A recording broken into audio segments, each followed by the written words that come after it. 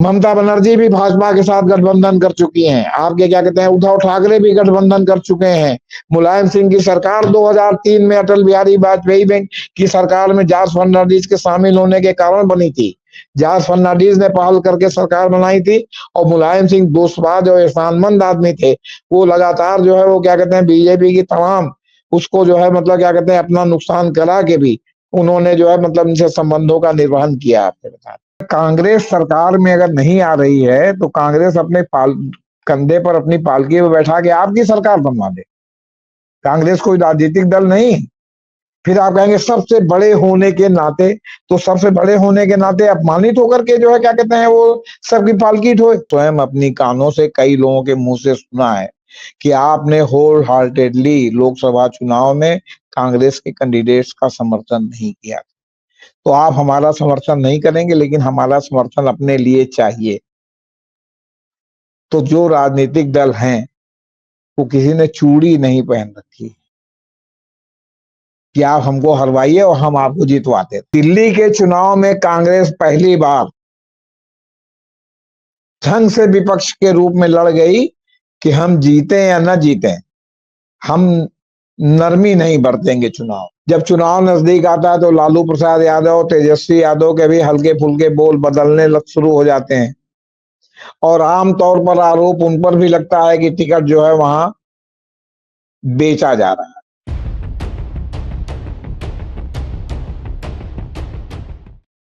India alliance 2024 के लोकसभा चुनाव के पहले इंडिया अलायंस का गठन हुआ था।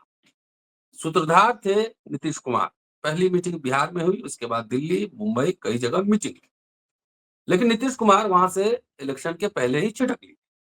लोकसभा का चुनाव हुआ, गठबंधन तो रही, लेकिन पंजाब में आम आदमी पार्टी और कांग्रेस अलग अलग लड़ी।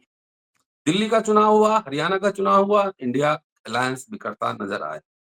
उधर ममता बनर्जी भी आंखें दिखा रही। आरजेडी के अध्यक्ष लालू प्रसाद यादव ने भी इशारा कर दिया। बिहार का चुनाव होने वाला है इसी साल अक्टूबर में, विधानसभा चुनाव। क्या होगा इंडिया अलायंस का भविष्य, चर्चा इसी विषय पर होगी। दोस्तों, रतनलाल बोल रहा हूं और आप देख रहे हैं अम्बेडकर नामा। हमारे साथ वरिष्ठ पत्रकार संपादक जेपी सिंह साहब मौजूद हैं। इस एपिसोड में चर्चा उन्हीं से करेंगे कि बिहार विधानसभा चुनाव बीजेपी के लिए भी नाक का प्रश्न बना हुआ है। इंडिया अलायंस क्या होगा, इसका भविष्य, इसी पे चर्चा। स्वागत है सर जी। देखिए सर, मैं सबसे पहले स्पष्ट कर देना चाहता हूं, मैं किसी पार्टी का चवनिया मेंबर न था, न हूं, न आगे बनने की मेरी कोई चाहना है। मैं पत्रकार था और तटस्थता के साथ मैंने आज तक रिपोर्टिंग की है और जिसका जो कुकृत्य मेरे सामने आया है मैंने बिना उजागर किए छोड़ा नहीं है, चाहे वो पार्टियों से अलग हटके तमाम सोशल एक्टिविस्ट ही क्यों ना। जी।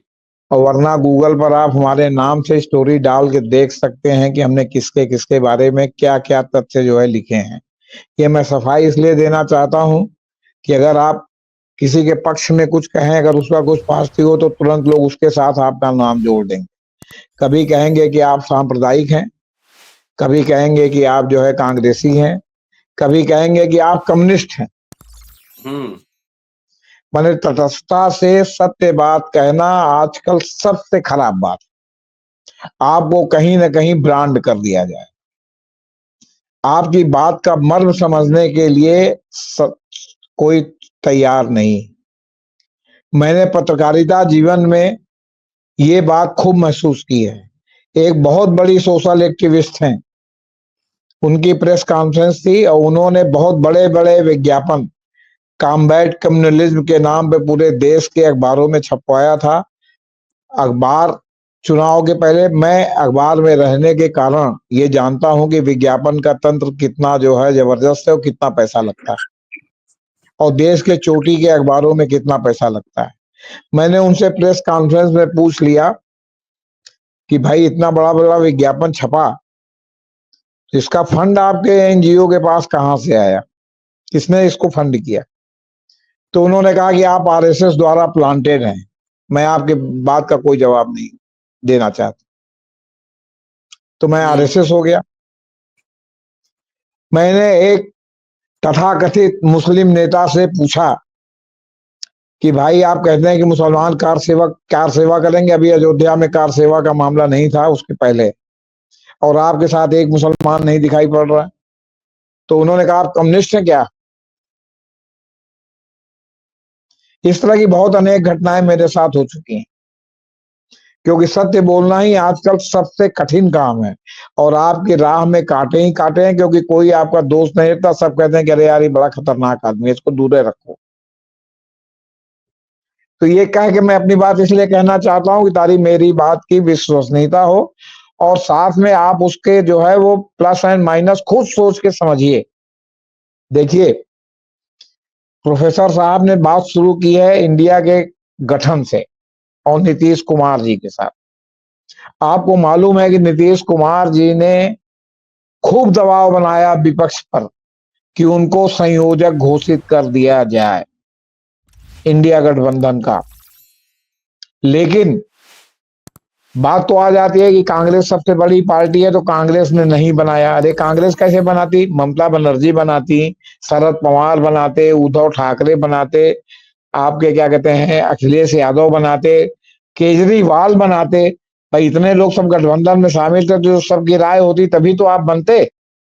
और उसका नतीजा हुआ कि आप गठबंधन छोड़ के, गठबंधन बनने के पहले ही भाग लिए और जाके सीधे सीधे एनडीए की गोद में आप जाकर के नीतीश बाबू बैठ गए, सुशासन बाबू। और अभी तक जो है रोज होता है कि अब छोड़ के हटे तो अब पलटी मारे, तो अब क्या हुआ? फिलहाल अभी पलटी नहीं मारा है उन्होंने, लेकिन तरह तरह की खबरें बिहार के लोकल चैनलों में, राष्ट्रीय चैनलों में आती रहती है नीतीश बाबू के पलटी मार पर। अब बाकी लोग, पहले हुआ कि साहब ये इंडिया गठबंधन केवल राष्ट्रीय स्तर पर है, स्टेट का इलेक्शन होगा तो सब लोग अलग अलग लड़ेंगे। हरियाणा, गुजरात, मध्य प्रदेश, गोवा, सब जगह जो है वो आपके क्या कहते हैं केजरीवाल जी लड़े और कांग्रेस को हराने में बड़ी भूमिका अदा की। ममता बनर्जी तक कूद गई लड़ने के लिए, गोवा का चुनाव लड़ा उन्होंने,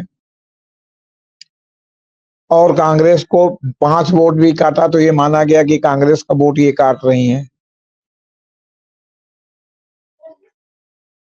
फिर बंगाल में आए दिन गठबंधन धर्म से अलग वो कुछ न कुछ कहती सुनती रहती हैं। जब चुनाव नजदीक आता है तो लालू प्रसाद यादव, तेजस्वी यादव के भी हल्के फुल्के बोल बदलने शुरू हो जाते हैं, और आमतौर पर आरोप उन पर भी लगता है कि टिकट जो है वहां बेचा जा रहा है। कुछ टिकट जो है कायदे से दिया जा रहा है, कुछ टिकट के साथ कंप्रोमाइज किया जा रहा है, जिसकी सफाई आज तक नहीं दी। और अभी तक वो जो है आज से अधिक का मुकदमा झेल रहे हैं कि नौकरी के बदले उन्होंने जमीन ली है, पूरा परिवार इसके दाग में है, जिस दाग से वो जो है बिहार में उबर नहीं पा रहे। और मैं एक बात बहुत अच्छी तरह से राजनीति को देखते हुए जानता हूं कि जो लोग निचले लेवल पर नौकरी देने के नाम पर अगर 5 रुपए की भी वसूली करते हैं तो फिर वोट उनको नहीं मिलता, क्योंकि देने वाला कहता है कि हमारा तो एक मौका पड़ा, हमारे बच्चे की नौकरी का तो आपने पैसा ले लिया, हमारी जमीन ले ली, हमारे गहना बिकवा दिया, तो हम वोट भी आपको दें। अब उसकी कीमत है, कीमत देंगे तो वोट मिलेगा, नहीं कीमत देंगे तो वोट नहीं मिलेगा। ये एकदम हकीकत जान लीजिए, आप सबके साथ है ये, चाहे इसको कोई पसंद करे या ना करे। अभी दिल्ली में ही तमाम आरोप लगे हैं टिकट बेचे जाने के। बिहार में इसके पहले के विधानसभा चुनाव में आरोप लगे हैं टिकट बेचे जाने के, कि जो है वो आपके एनडीए के लोगों को टिकट बेच दिया गया, उन्होंने ऐसे लोगों को प्लांट करा के टिकट बिकवा दिया जो लोग चुनाव लड़े ही नहीं, और एनडीए के खाते में विशेषकर उत्तर बिहार की ज्यादातर सीटें चली हैं। उत्तर प्रदेश में भी आरोप लगता है, तमाम पार्टियों पर आरोप लगता है, सोशल इंजीनियरिंग की पार्टियों पर आरोप लगता है। और आरोप तो यहां तक लगता है कि एक पार्टी ऐसी है जिसने का को टिकट दिया और जो रेट चल रहा है वो पैसा लिया, और उसके बाद उसका मन खा पर आ गया, तो का को बदल के खा को जब वो टिकट देती है तो का वही लिफाफा जिस लिफाफे में पैसा लिया गया है सेम टू सेम वापस किया जाता है। वो कहीं हम एमलगमेट या मिलाया नहीं जाता, वो अलग से रखा रहता है। खैर, दिल्ली के चुनाव में कांग्रेस पहली बार ढंग से विपक्ष के रूप में लड़ गई कि हम जीते या न जीते, हम नरमी नहीं बरतेंगे चुनाव। और उसका जो रिजल्ट सामने आया कि 13-14 सीटें तो ऐसी हैं जिसमें सीधे सीधे कहा जा रहा है कि कांग्रेस और आप का वोट अगर मिलता तो ये दिग्गजों की हार नहीं होती, यहां तक कि केजरीवाल की हार भी नहीं। लेकिन इसके साथ यह तथ्य नहीं भूलना चाहिए कि कांग्रेस ने बहुत संयम से काम लिया, और जब लोकसभा का चुनाव हुआ था और कांग्रेस और आप आम आदमी पार्टी लोकसभा का चुनाव बराबर बराबर सीटों पर लड़ी थी, तो कांग्रेस के लोगों ने तो आपको वोट दिया था, लेकिन जहां कांग्रेस के कैंडिडेट थे वहां आपके लोगों ने कांग्रेस को वोट नहीं दिया था कि ऐसा ना हो कि कांग्रेस के लोग जीत जाएं तो दिल्ली में जो है वो क्या कहते हैं कांग्रेस फिर एक ताकत के रूप में उभरे। ये भी राजनीतिक हलकों में कहीं न कहीं कहा जा रहा है, और मैंने इस बात को स्वयं अपनी कानों से कई लोगों के मुंह से सुना है कि आपने होल हार्टेडली लोकसभा चुनाव में कांग्रेस के कैंडिडेट्स का समर्थन नहीं किया, तो आप हमारा समर्थन नहीं करेंगे, लेकिन हमारा समर्थन अपने लिए चाहिए। तो जो राजनीतिक दल हैं वो किसी ने चूड़ी नहीं पहन रखी कि आप हमको हरवाइए और हम आपको जितवाते थे, जी हुजूर, जी हुजूर, जय हुजूर करते थे। अब जब कांग्रेस ने सही ढंग से विपक्ष में चुनाव लड़ लिया तो दिल्ली का रिजल्ट सबके सामने है, और दिल्ली के रिजल्ट के बाद ये हंगामा मचना ही था। क्यों? शरद पवार और उद्धव ठाकरे, शरद पवार और डीएमके के अलावा जो बाकी इंडिया गठबंधन में दल हैं, अब तो केजरीवाल हैं कि नहीं है ये अभी संदेह के परे है, लेकिन सपा हो या और लोग हों, सब ममता बनर्जी को चाहते हैं कि जो है इंडिया गठबंधन की कमान दे दी जाए। शरद पवार और डीएमके ने अपने पत्ते नहीं खोले कि वो ममता बनर्जी को चाहते हैं कि नहीं, क्योंकि कहीं न कहीं शरद पवार खेमे में चाहे विभाजित भी हो गए हो, प्रधानमंत्री बनने की शरद पवार की आकांक्षा कहीं न कहीं बनी हुई है। अब जैसे दिल्ली का चुनाव हुआ और रिजल्ट आया तो सबसे पहले ममता बनर्जी बिफर गई कि बंगाल में कांग्रेस का कुछ नहीं है, हम 2/3 बहुमत से अकेले अपने दम पर लड़के जीतेंगे। ये आप समझिए कि राहुल गांधी की, मैं जहां तक समझ रहा हूं कि अकेले जो है इच्छा है कि हम विपक्ष को ये मौका दें कि वो ये ना कहें कि कांग्रेस की वजह से गठबंधन नहीं बन पाया, इसलिए वो झुक करके, यहां तक कि उनकी पार्टी के लोग कहते थे कि अगर इंडिया गठबंधन जीतेगा तो राहुल गांधी प्रधानमंत्री पद के स्वाभाविक उम्मीदवार हैं। उन्होंने कैटेगरिकली एक से नहीं अनेक बार कहा कि मैं प्रधानमंत्री का उम्मीदवार नहीं हूं, इंडिया गठबंधन अगर जीतेगी तो जिसको नेता चुनेगी वो प्रधानमंत्री होगा, मैं उसकी रेस में या उसकी दौड़ में कहीं नहीं हूं। और वो प्रियंका गांधी कांग्रेस के अध्यक्ष बने रह सकते थे, सोनिया गांधी फिर से अध्यक्ष बन सकती थी, लेकिन राहुल गांधी ने पहल करके समाज के दलित वर्ग से खड़गे साहब को जो है वो राष्ट्रीय अध्यक्ष बनाया, और फ्री हैंड काम करने के लिए ले दिया। लोग ना माने वो एक अलग बात। जो शशि थरूर खड़गे साहब के अगेंस्ट में थे, उन्होंने भी आरोप नहीं लगाया कि एक परिवार के बरदहस्त के कारण खड़गे अध्यक्ष बन गए, वरना मैं बन जाता। वो भी शालीनता के साथ पार्टी में है। तो वो आप किसी की शराफत को उसकी कमजोरी क्यों समझने लगते हैं कि मैंने कांग्रेस सरकार में अगर नहीं आ रही है तो कांग्रेस अपने कंधे पर अपनी पालकी में बैठा के आपकी सरकार बनवा दे। कांग्रेस कोई राजनीतिक दल नहीं। फिर आप कहेंगे सबसे बड़े होने के नाते, तो सबसे बड़े होने के नाते अपमानित होकर के जो है क्या कहते हैं वो सबकी पालकी ढोए। अब ममता बनर्जी ने जिस तरह गुर्राया है, अगर मेरा मानना है कि अगर कांग्रेस और सीपीएम होल हार्टेडली मिलकर के जो है लड़ जाएं, या अगर बेईमानी पर उतर जाए चलो हम नहीं जीतेंगे, हम भाजपा के पालकी में हाथ लगा देंगे, तो ममता बनर्जी के लिए बहुमत लाना कल बंगाल में कठिन है। आपको बता, भ्रष्टाचार में इतनी आकंठ वो डूबी हुई उनकी सरकार। अभी जो है आरजी कर मेडिकल कॉलेज की कालिक साफ नहीं हुई, आप किसी हाई कोर्ट के जज को नारंगी कह के खारिज कर दें वो एक अलग बात है, लेकिन जिस तरह के सवाल जो है वहां की सरकार और उसकी कार्यप्रणाली पर हाई कोर्ट उठा रहा है, अगर उस पर जरा भी गौर करें तो आपको लगेगा कि बिना चिंगारी के धुआं नहीं निकलता, कुछ ना कुछ तो है। और अगर आपका कोई परिचित बंगाल में रह रहा हो तो आप उससे पूछ सकते हैं कि तृणमूल की गली कूचे तक में उसके कार्यकर्ताओं की गुंडई कैसी है।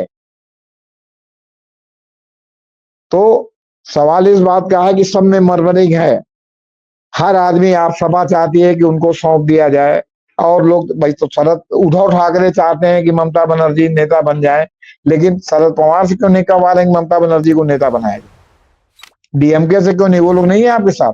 और फिर अगर आप जो है ममता बनर्जी को नेता बनाएंगे तो कम्युनिस्ट सहयोग जो आपको है, टैक्टिकल जो गठबंधन से बाहर रह के भी आपको सपोर्ट कर रहे हैं, वो एकदम सपोर्ट नहीं करेंगे, चाहे बीजेपी जीते चाहे जो जीते। ये सब खतरे नहीं है। हमें बनाओ नीतीश कुमार, हमें बनाओ, नहीं तो हम नहीं रहेंगे। मत रहो यार, 5 साल 10 साल के बजाय 15 साल बाद जो है विपक्ष की सत्ता लौटेगी। नहीं लौटेगी, लेकिन तुमको क्यों बनाए? ममता बनर्जी भी भाजपा के साथ गठबंधन कर चुकी हैं, आपके क्या कहते हैं उद्धव ठाकरे भी गठबंधन कर चुके हैं। मुलायम सिंह की सरकार 2003 में अटल बिहारी वाजपेयी की सरकार में जॉर्ज फर्नांडिस के शामिल होने के कारण बनी थी। जॉर्ज फर्नांडिस ने पहल करके सरकार बनाई थी, और मुलायम सिंह दोस्तबाज और एहसानमंद आदमी थे। वो लगातार जो है वो क्या कहते हैं बीजेपी की तमाम उसको जो है मतलब क्या कहते हैं अपना नुकसान करा के भी उन्होंने जो है मतलब इनसे संबंधों का निर्वहन किया। आपके बता, शरद पवार की आए दिन जो है मोदी के साथ गलबहियां रहती है। तो कहने का मतलब है कि आप सब लोग अपनी सुविधा के अनुसार जब चाहे उनके साथ गठबंधन कर लें, जब चाहे उनकी सरकार में मंत्री बन जाए, जब चाहे बन जाए, सारी जिम्मेदारी कांग्रेस की है। क्यों है भाई?